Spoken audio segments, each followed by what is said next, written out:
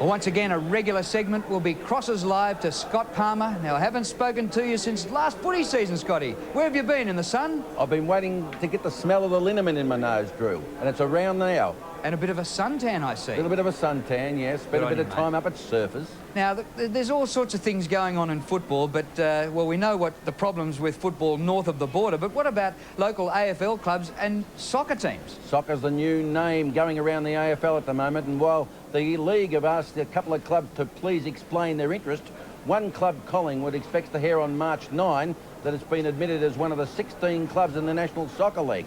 They're already confident about this because they're going to see some lighting experts about floodlighting Old Victoria Park. They reckon they can do it without even disturbing the neighbourhood cat, Drew.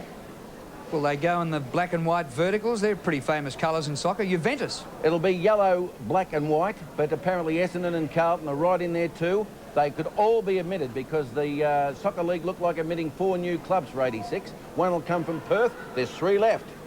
Now, there's other big plans for Victoria Park. They're going to, well, honour their legends. It's an amazing fact too. They get so many requests out there at Victoria Park, and even some as recently as last week from people who want to scatter their loved ones' ashes on the famous ground. In the Peter Dacos pocket, on the Bobby Rose Centre. They really love the Victoria Park. I'm not too sure they'll handle soccer being played on it, Drew. And I see during the week there was cricket being played on it while Collingwood were trying to train for football. Tony Shaw very upset about that. You know it's football when the coaches start complaining about cricket. That's right.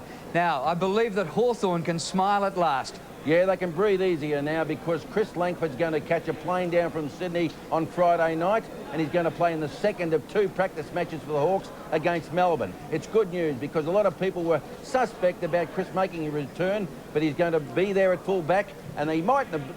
Stewie Lowe mightn't have got those 8 goals had he been there last week. Yeah, absolutely. But the news not so good at Melbourne. I reckon Neil Baum must have walked under a ladder. Continue to get the woes down at D-Land. Gary Lyons got more back problem, a sciatic nerve in the back that he had last year. And Sean Charles has just returned from Adelaide where he had a pin taken out of his wrist. And, of course, the Formula 1 cars are just starting to rev up down there. And the Ds don't know whether they'll be able to get into the ground, park their car or use the gym. Now, there's one thing. There's been a game change over the weekend because of a cricket commitment at the Gabba. Will Barry Stoneham be playing for Geelong? Well, we don't know as yet. Now, Barry's asked him 3 months ago about whether he could get to a work conference up there in Indonesia. He thought the game was being played a little earlier than this, but it's now been delayed to the Monday, and if there's a washout, it could be even the Tuesday. But we don't know, but it looks like Barry might miss the game if it feels he's interfering with his work commitments. Oh, well, I suppose to promote the game up there is one thing. Scotty, we'll hear from you regularly during the season. And nice to talk to you, mate. Don't forget to keep on punching, Drew. I won't forget that. Good on you. Scott Palmer. Now, this season is the centenary of the AFL. The footy record is a tradition, and it's bigger and better than ever this year. Which of these men has been the most influential in football over 100 years?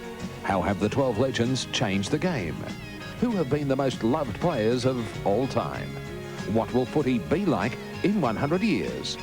Those questions are pondered in the centenary souvenir edition of the AFL Football Record, celebrating 100 years of the world's greatest game. $5 at all news agencies. It's a collector's item. Yes, all you need to know about all the clubs, a terrific edition, the centenary edition of the footy record.